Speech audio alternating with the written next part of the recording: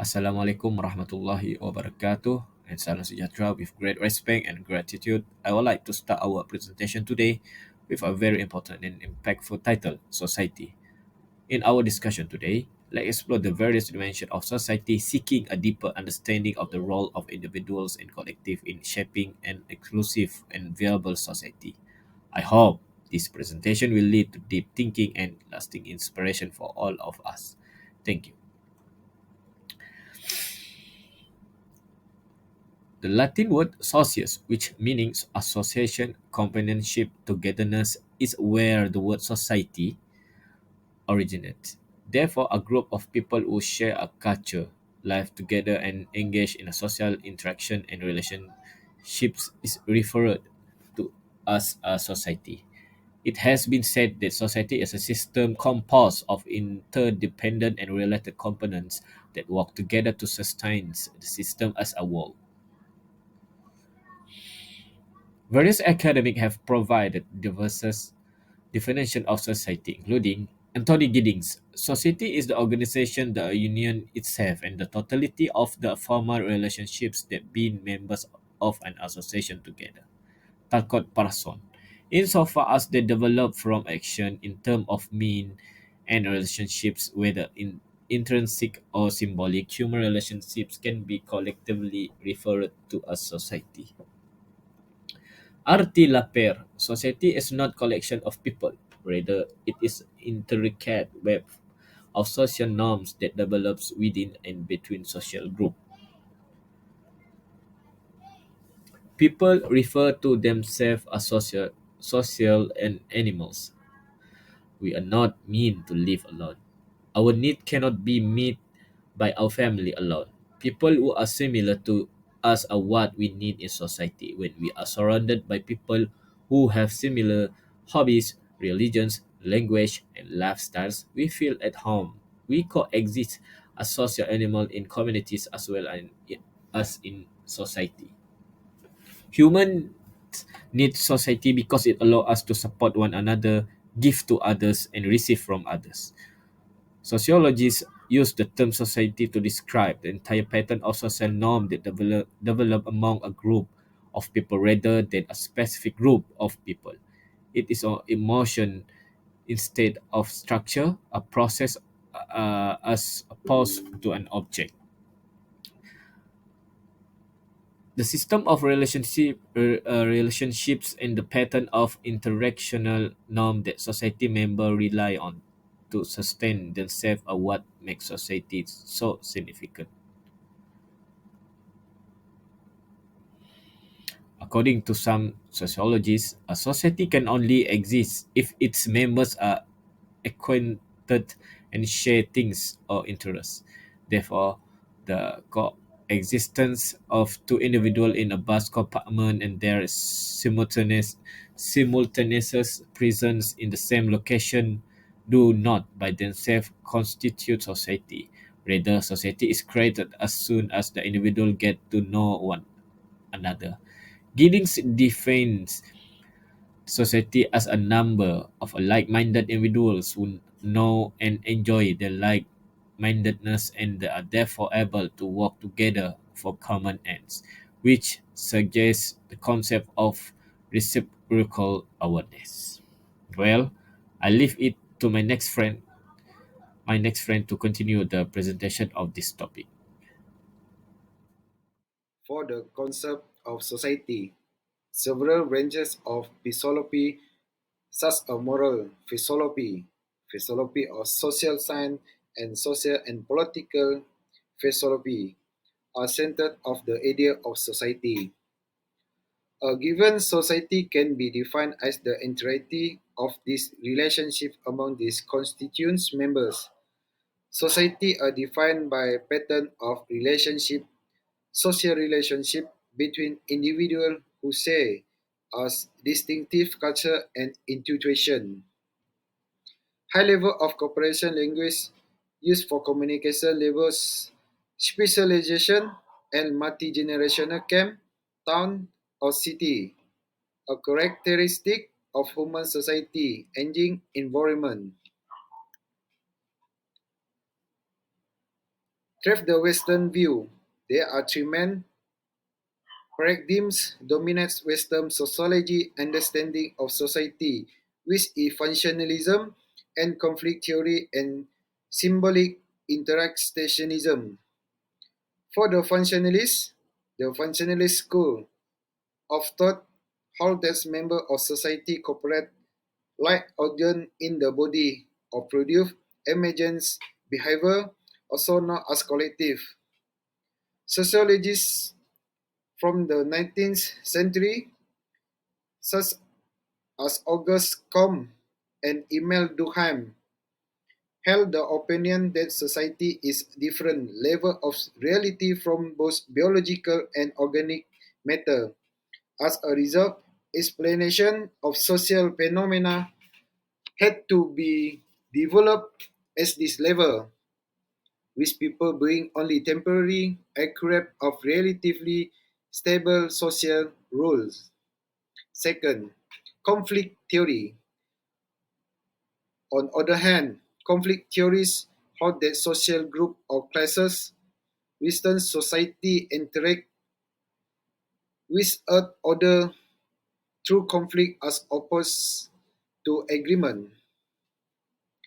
Last in Western view is symbolic interactionism, microsociological theory now as symbolic interactionism is concerned with the individual is their relationship to society, using the framework to understand who people interact to create symbolic world and how this world shape individual behavior.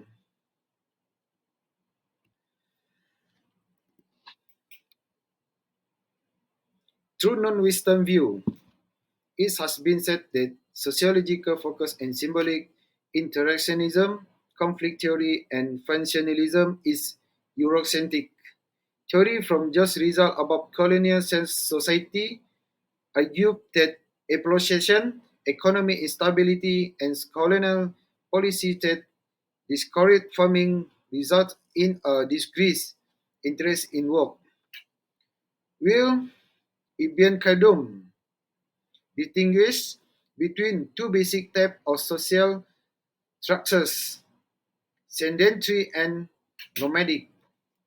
Khaldun believed this sedentary life was characterized by secularization and decline in social cohesiveness and increased the interest in opulent.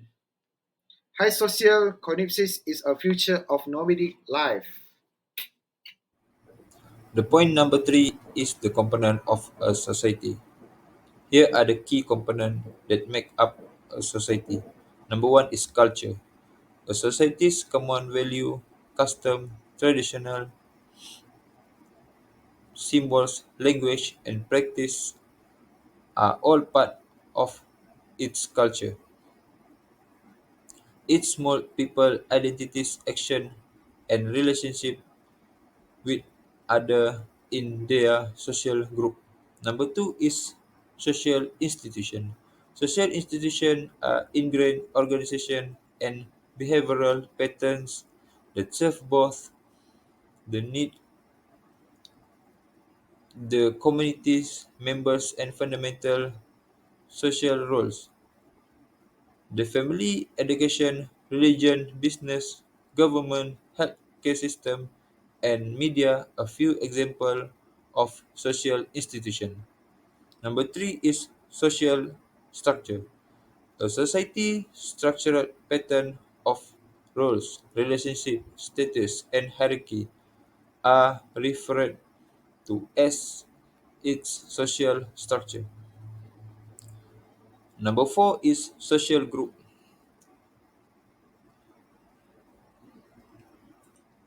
Social group are made up people who interact with one another, have identities or interests in common, and grow to feel cohesive and a part of the group. Social group come in a range of size, from close-knit small group like families and friendship circle to formal, large Large groups like societies, organization, and communities. Families, peer group, professional societies, and ethnic or cultural communities are a few examples of social groups. Number five is social roles and status. The expected conduct, obligation, and responsibilities that come with a specific status or position in societies are known as social roles. The term status describes a person's place in a social group or hierarchy in their rank.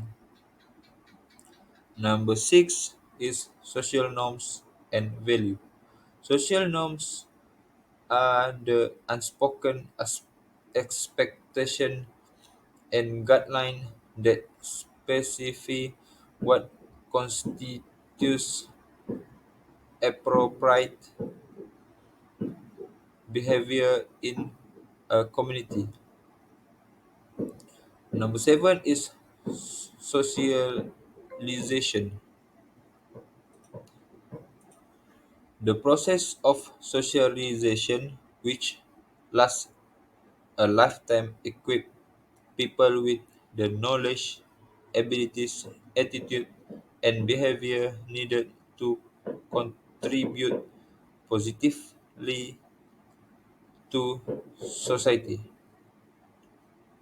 Interaction with peer, teachers, family, the media, and other socializing agents are how it happened. Through socialization, people learn to navigate social role and expected in their community, as well as internalize cultural norm and value. They also develop since the identity and belonging. Number eight is social change. In the term, social change describe how societal constructure, institution, value, and norms change or evolve over time. Thank you, Mr. Azam. Now I will present about categories and characteristics of societies.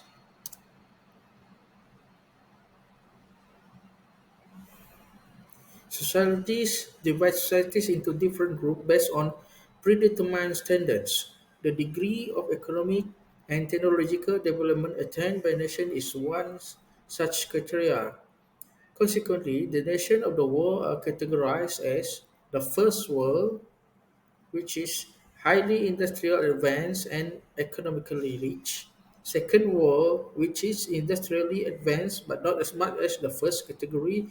And the third world, least developed or in the process of developing. Based on a primary source of economic organization, which divides societies into the following categories. Another crucial criterion for society classification are as follows.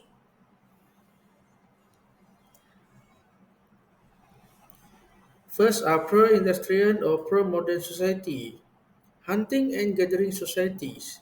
A society whose economic structure is centered on hunting and gathering is the most basic kind of society that still exists today and may even be the oldest. The survival of this society is based on hunting and gathering.